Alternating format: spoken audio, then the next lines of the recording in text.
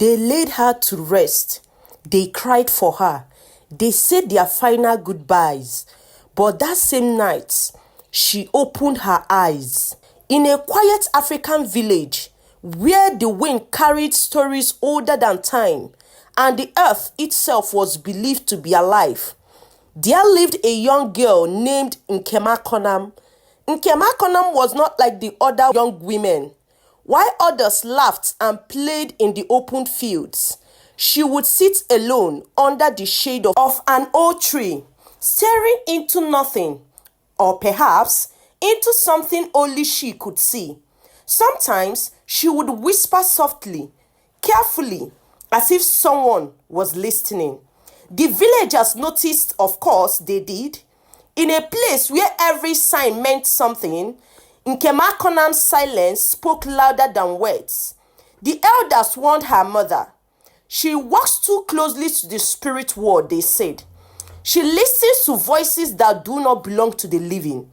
But her mother refused to believe it. She's just a young woman, she would reply. She will grow out of it. But deep down, even she was afraid. Then, one evening, everything changed. It began with a fever, not the kind that comes and goes. This one stayed, burning, relentless. The herbalists came. They tried everything, leaves, roots, scared mixtures, but nothing worked. Nkem's body grew weaker by the day, but her eyes grew stronger, brighter, almost unnatural. It was as if she was no longer fully here. One night, when the moon hung silently in the sky, Nkemakonam reached for her mother's hand. Her grip was tight, stronger than it should have been. "They are calling me," she whispered. Her mother froze. Her heart pounded. "Who is calling you?" she asked. Nkemakonam smiled, a soft, distant smile. The ones beneath the earth. Silence filled the room, heavy, unforgiving. By morning, Nkemakonam was gone. The village mourned deeply.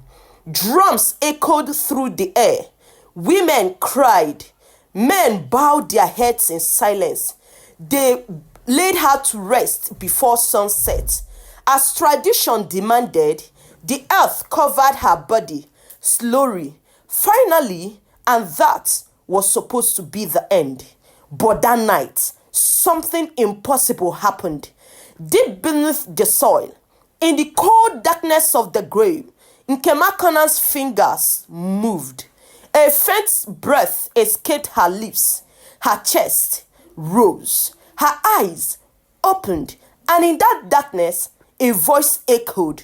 Not loud, but powerful. "It is your time." Back in the village, a dog began to howl. The wind turned cold. And from the ground where she was laid to rest, the soil shifted. Something was rising.